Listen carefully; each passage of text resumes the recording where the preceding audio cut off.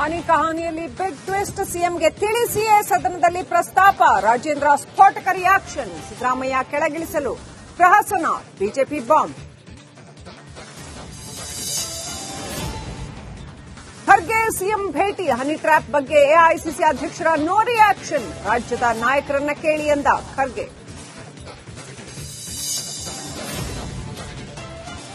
CM Kharge ಭೇಟಿ ವೇಳೆ honey trap ವಿಚಾರ ಚರ್ಚೆ ಆಗಿರಬಹುದು. ರಾಜಣ್ಣ ಗುರುವಾರ ದೂರು ಕೊಡ್ತಾರೆ. ಸಚಿವ ಪ್ರಿಯಾಂಕ್ ಖರ್ಗೆ ಸ್ಫೋಟಕ ಹೇಳಿಕೆ. ಹನಿ ಟ್ರ್ಯಾಪ್ ಕೇಸ್ಗೆ ಬೇಸರಗೊಂಡ ಹೊರಟ್ಟಿ, ಸಭಾಪತಿ ಹುದ್ದೆಗೆ ರಾಜೀನಾಮೆಯ ಸುಳಿವು. ರಿಪಬ್ಲಿಕ್ ಕನ್ನಡದ ಜೊತೆ ಭಾವುಕ ಮಾತು. ಸದನದಿಂದ ಬಿಜೆಪಿ ಶಾಸಕರ ಅಮಾನತಿಗೆ ಶಟ್ಟರ್ ಕಿಡಿ. ಯಾರದ್ದೋ ಮಾತು ಕೇಳಿ ಸ್ಪೀಕರ್ ಇಂದ ಕ್ರಮ ಎಂದು ಆರೋಪ. ಖಾದರ್ ವಿರುದ್ಧ ಬಿಜೆಪಿ ಸಂಸದರ ವಾಗ್ದಾಳಿ.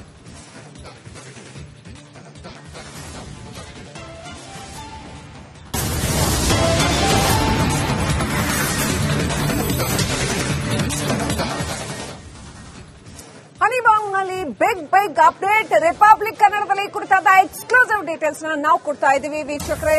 ವಿಧಾನಸಭೆಯಲ್ಲಿ ಏನು ಈ ಹನಿ ಟ್ರ್ಯಾಪ್ ವಿಚಾರ ಸ್ಫೋಟಗೊಳ್ತು, ಇದು ಹೇಗೆ ನಡೀತು, ಎಲ್ಲವೂ ಕೂಡ ಹೇಗೆ ನಡೀತು ಅನ್ನುವಂಥದ್ದು ಪ್ರಶ್ನೆ ಆಗಿತ್ತು. ಮುಖ್ಯಮಂತ್ರಿಗಳ ಮೂಗಿನ ನೇರಕ್ಕೆ ನಡೆದಿದೆಯಾ ಇದೆಲ್ಲವೂ ಕೂಡ, ಸಿಎಂ ನಿರ್ದೇಶನದಂತೆ ನಡೆಯುತ್ತಾ ಇಡೀ ಪ್ರಹಸನ ಅನ್ನುವಂಥ ಪ್ರಶ್ನೆ ಎದ್ದಿದೆ. ಯಾಕಂತಂದ್ರೆ ಈಗ ಕೆಎನ್ ರಾಜಣ್ಣ ಪುತ್ರ ರಿಪಬ್ಲಿಕ್ ಕನ್ನಡಕ್ಕೆ ನೀಡಿರ್ತಕ್ಕಂತಹ ಎಕ್ಸ್ಕ್ಲೂಸಿವ್ ಮಾಹಿತಿಯಲ್ಲಿ ಈ ವಿಚಾರವನ್ನ ತಿಳಿಸಿದ್ದಾರೆ. ಆರ್ ಅಶೋಕ್ ಏನು ಆರೋಪ ಮಾಡಿದ್ರು, ಅವರ ಆರೋಪಕ್ಕೆ ಇದು ಪುಷ್ಟಿ ನೀಡುವಂತಿದೆ.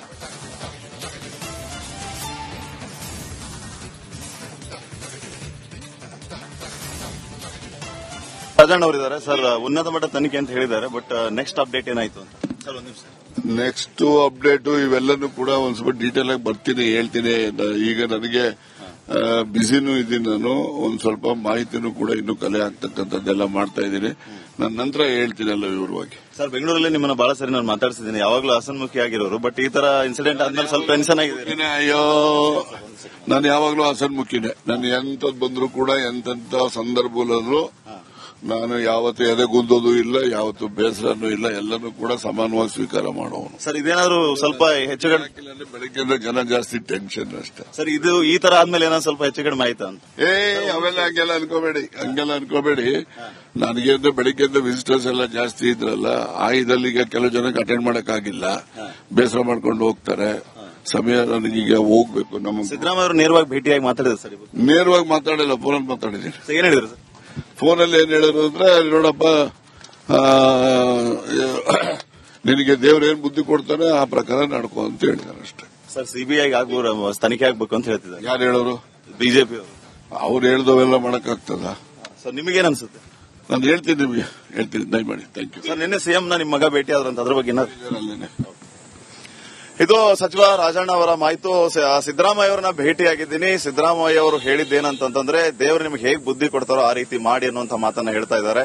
ನಾನು ಏನು ವಿಚಲಿತ ಆಗಿಲ್ಲ ಈ ರೀತಿಯ ಬೆಳವಣಿಗೆ ಆದ್ಮೇಲೆ. ಬಟ್ ಖಂಡಿತವಾಗಿಯೂ ಈ ಬಗ್ಗೆ ತನಿಖೆ ಆಗಬೇಕು. ಈ ನಿಟ್ಟಿನಲ್ಲಿ ನಾವು ಖಂಡಿತವಾಗಿಯೂ ಗಮನಕ್ಕೆ ತರುವಂತಹ ಕೆಲಸವನ್ನ ಮಾಡ್ತೀವಿ ಅಂತ ಸಚಿವ ರಾಜಣ್ಣ ಅವರು ಈ ತುಮಕೂರಿನ ತಮ್ಮ ನಿವಾಸದಿಂದ ಹೇಳ್ತಾ ಇದ್ದಾರೆ. ಕ್ಯಾಮರಾ ಪರ್ಸನ್ ದೀಪಕ್ ಜೊತೆ ಶ್ರೀಪಾದ್ ಪಾಟೀಲ್, ರಿಪಬ್ಲಿಕ್ ಕನ್ನಡ, ತುಮಕೂರು.